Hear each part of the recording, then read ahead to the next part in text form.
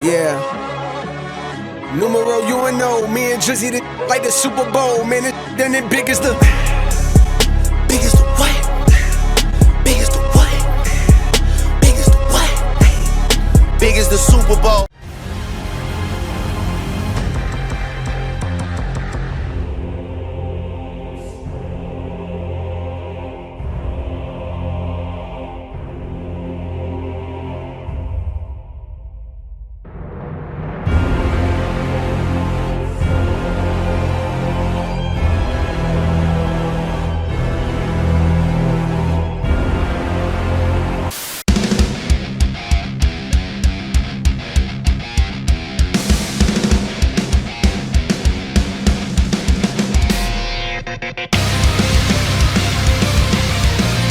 What's up, guys? Welcome back to another Warframe video. Today we are going over your boy Harrow.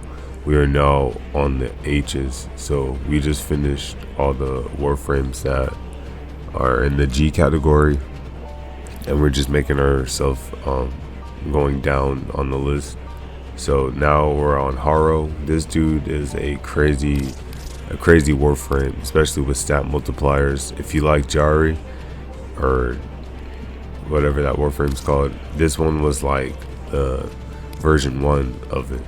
But Harrow is crazy with very good crowd control and good stat buffs for your weapons.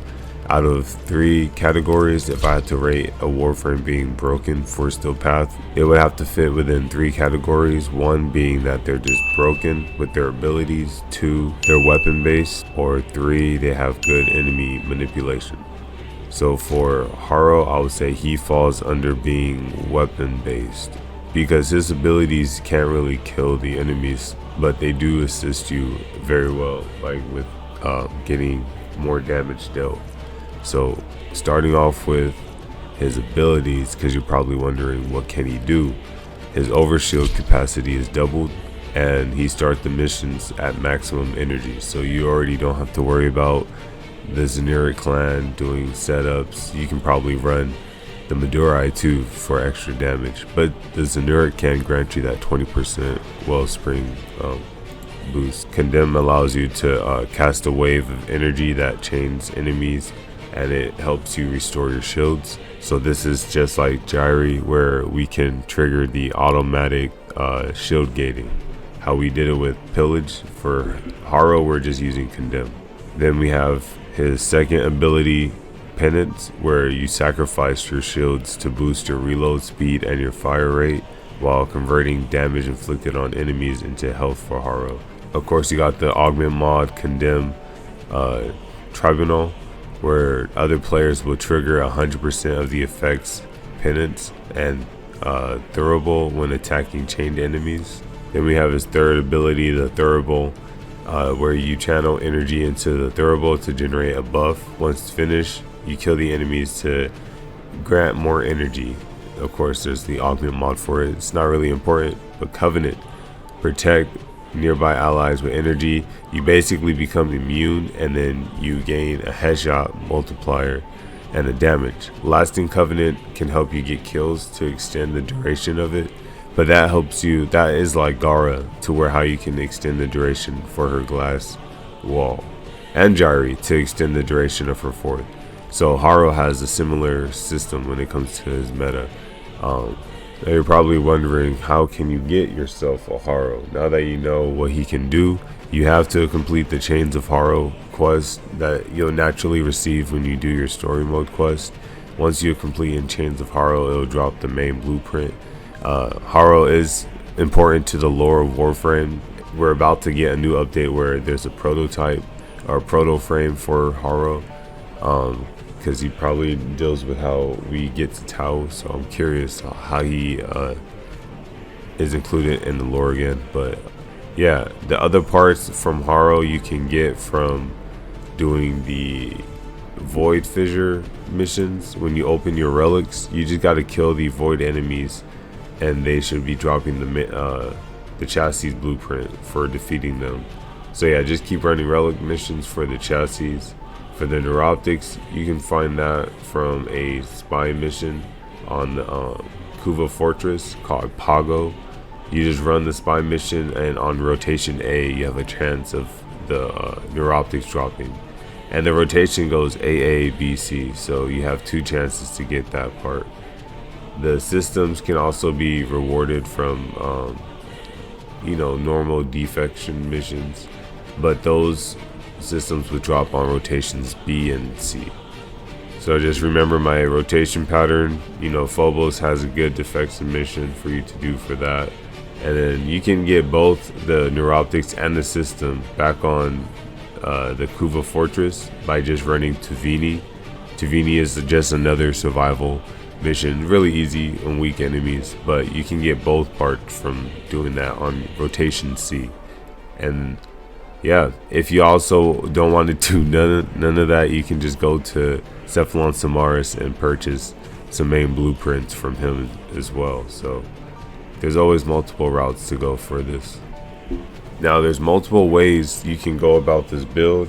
I just can't, just like Jari, I just can't cover all of them. I just want to show you guys a good quick, not quick, but a good nice way for you to hit Steelpath.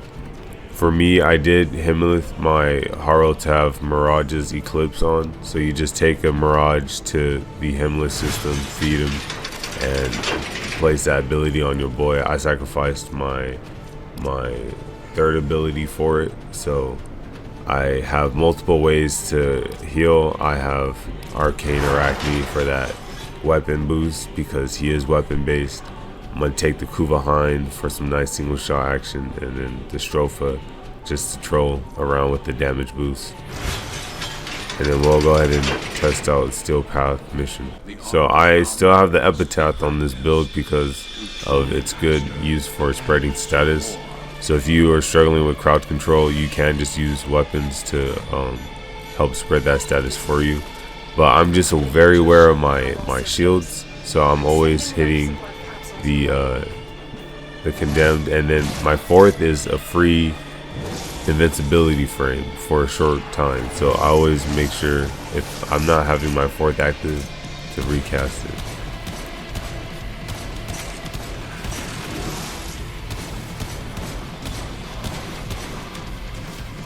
But this is what I mean, where you don't really want to place too much strength on Harrow because his main usage you want to use is his 4th, but it caps at a certain limit.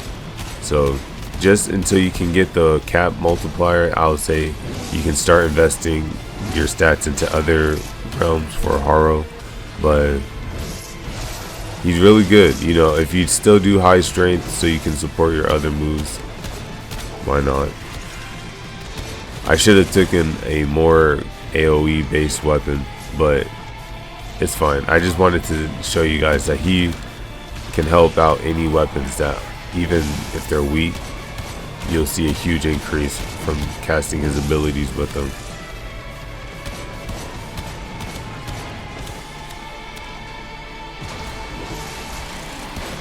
Yeah, for the purpose of the mission, I should have took a AoE. I mean, it can still work. It's just Kuva Hind might be better for exterminate assassins.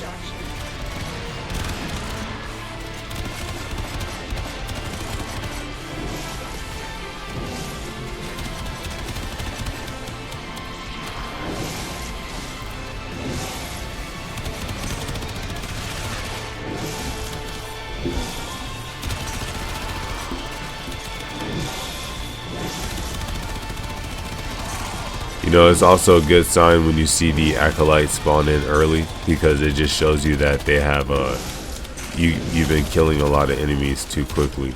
Same with when the juggernauts spawn. When you kill a lot of the infected too quickly, it'll spawn in for you. So it's a good sign.